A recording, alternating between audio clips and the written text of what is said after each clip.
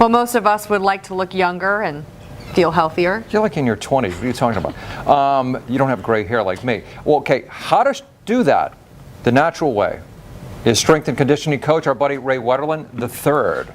Nice to see you. Hey, great to see you guys. Thanks very much. So many people diet and then they basically starve themselves and they end up eating like 1-2 meals and that's it. And then they gain it all back. And they gain it all back. And then some. Yeah, that deprives that individual, and they're more likely to actually store more body fat when doing so. My suggestion would be basically to eat more frequently throughout the day, smaller meals, and most importantly, that's going to prevent you from overeating. Healthy snacks in between, so do your breakfast, snack, lunch, snack, and then have a nice healthy dinner. And what that's going to do is that creates something known as a thermal effect of food, which is basically the process of your body digesting and breaking down nutrients. There's a calorie burning effect associated with that. So if you're eating a lot of lean meats and proteins and things like that, it's going to keep you to be more of a fat burning machine. Yeah, I mean, it's interesting because the argument has been made also that because our bodies are sort of based on its prehistoric nature, which doesn't know that there are convenience stores everywhere, that even if you do eat seldomly, your body may think that it's starving and it actually slows down your metabolism and it makes it all the harder to lose weight. Is that true? That is true. It inhibits the metabolism. It actually affects the thyroid sensitivity by the body, which that prevents you from being able to optimize the whole fat burning process. What's a good snack to eat?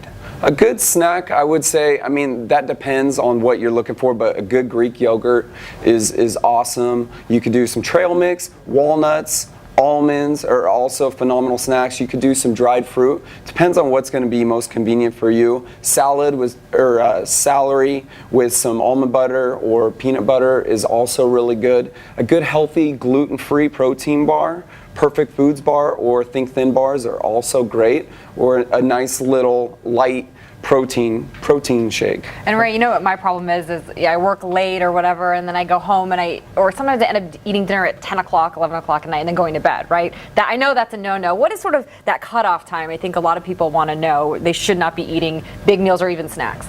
Well, I like to say to cut out, especially carbohydrates, but eating after 6 p.m., but it depends on your lifestyle itself. So for someone like you would want to not eat anywhere near an hour to 2 hours before you go to sleep, because what that does is that actually affects your human growth hormone levels of your body, and that's also going to affect your bodily functions and getting into your REM, your rapid eye movement stage of sleep. It's interesting you talk about human growth hormone, because every time we hear about this, it sounds just controversial, because we hear about athletes allegedly taking human growth hormone, which a lot of times is extracted from cadavers and the rest. Yeah. But you remind us that it's made naturally still in the human body. Yeah, exactly. Our pituitary gland in the brain, it naturally secretes it. So, I mean, athletes will do that for that competitive edge and with all those benefits and so forth. But risks. And risks. Yep, risks to rewards.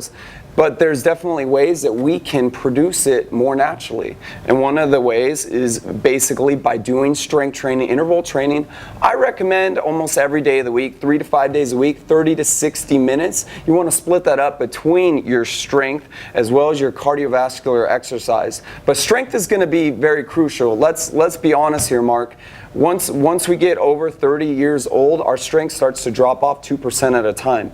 And each decade, basically, if you will. We can really minimize that effect in what's known as sarcopenia, which is a permanent loss and atrophy, a loss of muscle fiber and function. So actually, the diameter of the muscle shrinks, and what's also known, and it's very typical in women that you would see this in later years, that it's affected by the posterior aspect of the arm in the triceps. Sarcopenia. Right? Sarcopenia, right, permanent loss of muscle tissue. Right, sounds like a hot pepper. But you make the point also that even doing weight training, that still is a great calorie burn for people. Well, and what's the difference? Can you just explain between strength and interval training? Just give examples of each, because some people may not know. Yeah, well, I mean, strength can be strength interval training. So basically where you're just getting your heart rate up really high and bringing it back down. So doing higher intensity bouts of exercise minimizing your rest interval, so you're resting less, and that's what really creates metabolic disturbances in your body. So by doing the strength and then with the cardio, that's really what's packaged together between the two of those. Okay, let's talk about teas a little bit, because there are green teas and white Love it. teas and Love it. everything like that. Yeah. Recommendations. So my recommendation is this. It was all about green tea. I love green tea, the fact that it has anti-cancerous antioxidants, powerfully packed with catechins and polyphenols. Now, all the research and Is that good for you? that is tremendous for you. Okay, all right. It's Just awesome. checking. All right. No, It sounds it's serious. awesome. All right. But actually, it's been shown that white tea has 3 times the power and the antioxidants of what you would What see is white tea? exhibited Do you know in white tea? green I do And know it white actually tea, yeah. it comes from the same leaf, but it's all about how it's processed. It's a little bit sweeter too. It's naturally. a little bit sweeter. It's not as bitter as green tea. That's what I really like, and it's a little more expensive, but you're going to get those higher antioxidants value, and there's a little bit less caffeine too. Okay, very well. Okay, we only have 1 minute left. Let's talk about. Really quick about sleep and yes. how much of it should you get, and how does that affect your weight? Yeah, sleep is very critical. You're not getting enough sleep. What that's going to do, that's going to affect your metabolism. So basically, you want to get at least 7 hours of sleep a night. The earlier you go to bed, the better it's going to be. You want to think about repair, rebuild, recovery. I can't stress that enough. People who actually sleep 5 hours or less, it's been shown that what that does is that creates higher levels of hunger. And by stimulating those types of things, it causes the behaviors of overeating. Okay. All right. Ray Wetterlin, Some thanks good very tips. much. Thank you. Appreciate it. Thank you, guys. And nice T-shirt. T-Rex hates push-ups, I'd get him to do the push-ups. All right. even with those little arms. That's right. That's right. Thanks very much. Hey, thank you.